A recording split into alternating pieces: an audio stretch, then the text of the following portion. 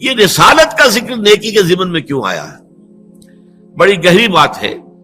نیکی بھی ایک جذبے کے طور پر انسان میں ابھرتی ہے، اور بسا اوقات جیسے دوسرے جذبات جو ہے وہ غیر معتدل اور غیر متوازن ہو جاتے ہیں، ایسے ہی نیکی کے جذبے کے بارے میں پیشہ ہوتا ہے کہ وہ غیر متوازن اور غیر معتدل ہو جائے. چنانچہ قرآن مجید میں سورہ حدید میں جو ہمارے اس منتخب نصاب کی آخری سورت ہے، اس میں واضح کیا گیا ہے حضرت عیسیٰ علیہ السلام کے پیروکاروں نے رہبانیت ایجاد کر لی. ظاہر بات ہے نیت تو بری نہیں تھی، اللہ سے لو لگانی ہے، کیا دنیا کے بکھیڑوں میں پڑے، کیا شادی بیاہ کرے، کیا اہل و عیال کا جو ہے کھکیڑ مول لے، پھر اللہ کے ساتھ لو نہیں لگا سکیں گے. اس جذبے کے تحت انہوں نے رہبانیت ایجاد کر لی، لیکن خلاف فطرت بات تھی بالکل، کیونکہ فطرت کے خلاف گویا کہ دھینگا مشتی کر رہے تھے.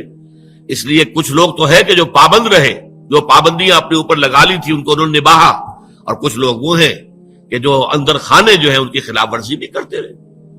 کرسچین مناسٹریز جو تھی، یہ راہب خانے، ان کے تہخانوں کے اندر حرامی بچوں کے قبرستان بنتے چلے گئے، اور آج دنیا میں آ رہا ہے.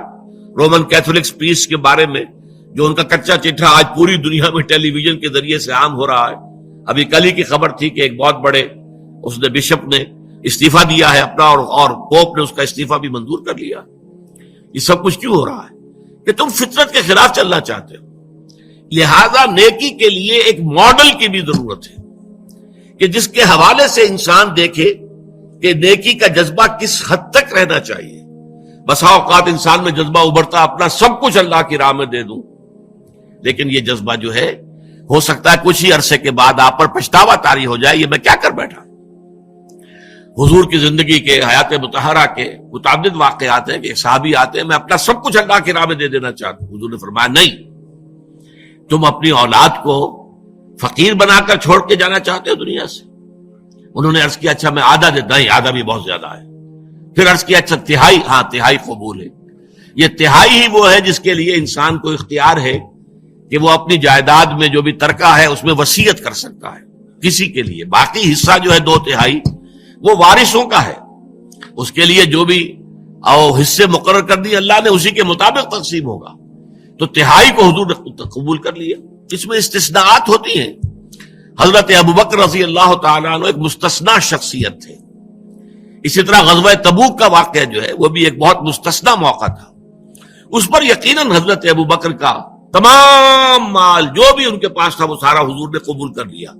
لیکن یہ عام حالات میں نہیں، عام حالات میں کہ اعتدال ہو، معتدل روش ہو. چنانچہ صحابہ کرام میں سے بھی بعض کے اندر عبادت کا جذبہ اتنا ابھرا، یہ بخاری شریف کی روایت ہے، اور 3 اشخاص نے آپس میں یہ طے کیا کہ چلے ذرا ازواج مطہرات جو حضور کی بیویاں ہیں امہات المومنین، ان سے چل کر معلوم کرتے ہیں حضور مہینے میں کتنے روزے رکھتے ہیں نفلی، اور کتنی رات کا کتنا حصہ آپ عبادت کرتے ہیں.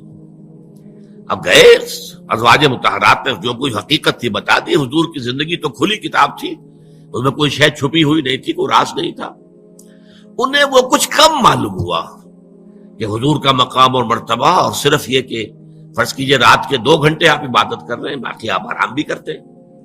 مہینے میں 4 5 6 روزے آپ نے رکھے، باقی آپ جو ہے دن افطار میں کرتے. یہ ہے نفلی روزوں کا معاملہ، رمضان کے نہیں. رمضان کے تو سارے روزے ہر ایک کو رکھنے. تو انہوں نے آپس میں کہا کہ حضور کا معاملہ تو یہ ہے کہ اللہ تعالیٰ نے ان کے سب اگلے پچھلے گناہ معافی کر دیے، لہذا حضور کے لیے تو اتنی عبادت کافی ہے. ہم تو گناہ گار لوگ ہیں، ہمارے لیے یہ کافی نہیں ہے. ایک نے کہا میں پوری رات کھڑا رہوں گا، بالکل اپنے بستر سے کمر نہیں لگاؤں گا. دوسرے نے کہا میں ہمیشہ روزہ رکھوں گا، ہر روز روزہ رکھوں گا، کبھی ناغہ نہیں کروں گا. تیسرے نے کہا میں شادی بیاہ نہیں کروں گا، یہ کھکیڑ مول نہیں لوں گا جس سے خام کا توجہ جو ہے اللہ تعالیٰ کی طرف سے ہٹ جائے. حضور کو خبر ملی، حضور نے بلایا، طلب فرمایا، اظہار ناراضگی فرمایا. اور بہت غیر معمولی بات ہے کہ آپ نے یہ فرمایا کہ دیکھو میں تم سب سے بڑھ کر متقی ہوں اور سب سے بڑھ کر جو ہے اللہ تعالیٰ کا عبادت گزار ہوں، لیکن میں رات کو سوتا بھی ہوں اور نماز پڑھتا بھی ہوں.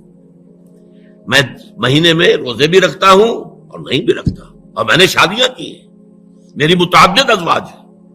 فَمَنْ رَغِبَ عَنْ سُنَّتِي فَلَيْسَ مِنِّي، تو جان لو جو میری سنت کو پسند نہیں کرے گا اس کا پھر مجھ سے کوئی تعلق نہیں ہوگا. یعنی یہ اعتدال ہے جو تمہیں برقرار رکھنا ہے، اس اعتدال کے ساتھ چلنا ہے.